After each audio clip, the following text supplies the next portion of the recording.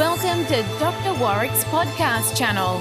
Warrick is a practising cardiologist and author with a passion for improving care by helping patients understand their heart health through education. Warrick believes educated patients get the best health care. Discover and understand the latest approaches and technology in heart care and how this might apply to you or someone you love.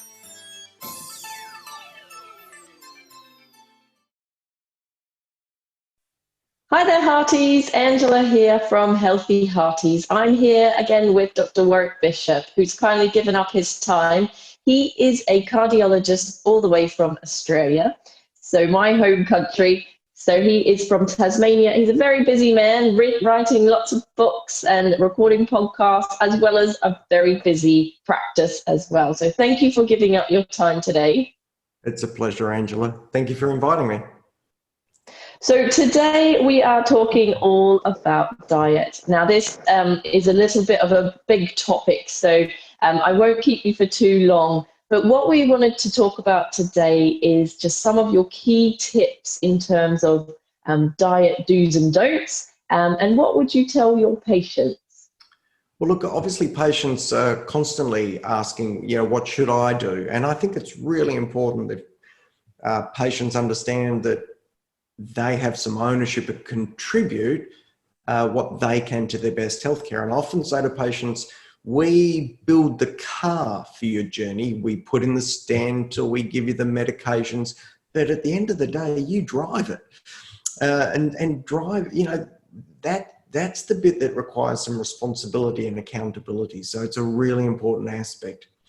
So when I'm talking to patients about diet, I say, look, the research tells us that the Mediterranean diet is the best for heart health. It's been clearly shown in primary prevention, in the PREDIMED study, and in secondary prevention with the Leon Heart study. So there's no question that we know the Mediterranean diet seems proven better than a low-fat diet for reduced risk of heart attack. Well, what are the key elements of the Mediterranean diet that I want patients to get? I want them to eat lots of greens. So if it's green, eat it. I think broccoli, easy, lettuce, greens are just fantastic. So particularly green vegetables. If you can get other vegetables as well, fine, but particularly greens. I'm not such a huge advocate of telling people to eat fruit, because I think fruit has a lot of sugar in it. And particularly for patients who are maybe pre-diabetic or wanting to lose weight, consuming a lot of sugar through fruit may be contrary to their goals and objectives. So I don't really push a lot of fruit. Greens, number one. I'm pretty keen about engaging patients about reducing their carbohydrate consumption. And the most common carbs, and you know what carbs are for those who are listening, they're anything that break down to sugar. Anything that breaks down to sugar is a carbohydrate. So if I said to you, I don't want you eating bricks, and you say, oh, that's okay, doc, I only eat apartment blocks and houses. Well, truth is you're breaking down that apartment block or a house into its smallest component, which is a brick.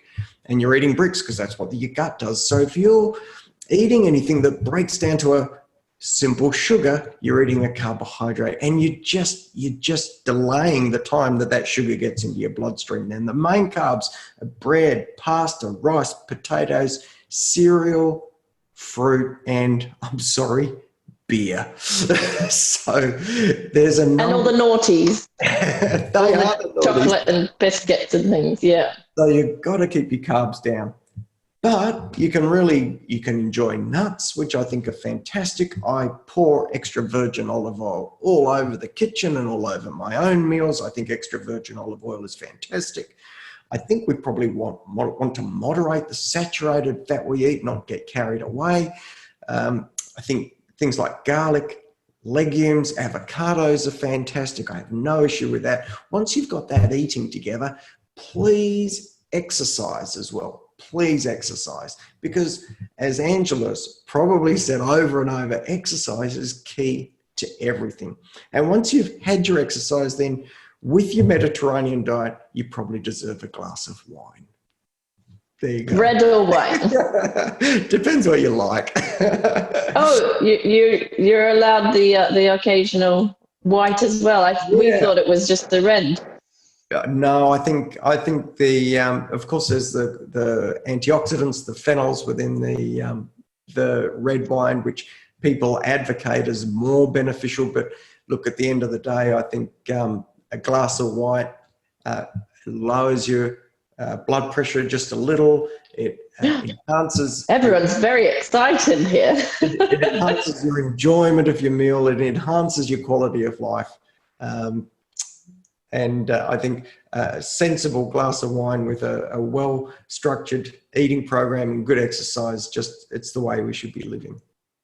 Absolutely. So that's exactly what I promote regularly to all the hearties, the low-carb Mediterranean-style diet, which has, it's one of the only diets that's been proven to help with lowering risk of heart disease. So absolutely. And the wine, if you tolerate it, so often with AF and things like that, people cannot tolerate any wine.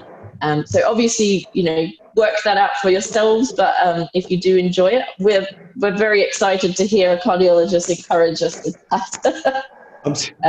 I should correct that. I'm not telling people to go and start drinking it. But if a glass of wine is something you enjoy with a meal, I don't think you should. Absolutely. Fabulous. And any final sort of top tip of all of that? If they could just do one thing of all of that, is there anything they should work on first? I think one thing they could do, and we spoke about this before, is I've actually put together a podcast just recently on the 10 commandments for good heart health. Ooh. And that podcast will be available free, probably be queued up in the next couple of months, but free through the Healthy Heart Network free membership, which I understand you've got a link below, and I've extended the invitation for your hearties to join up. So they may wish to listen. Oh, fabulous.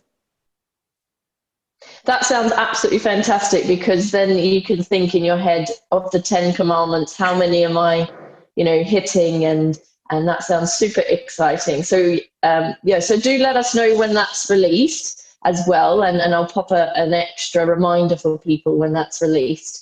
But I'll pop a link to your website where you've got tons of information. It looks absolutely fantastic, and it's all geared up for patients, so it's easy to understand. I've taken a look, and some really interesting topics that do come up again and again for us. So thank you for sharing that with us. It's a pleasure, Angela. Absolute pleasure.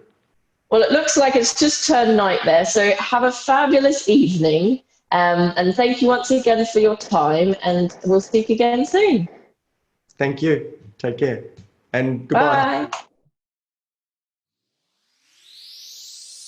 You have been listening to another podcast from Dr. Warrick. Visit his website at drwarrickbishop.com for the latest news on heart disease. If you love this podcast, feel free to leave us a review.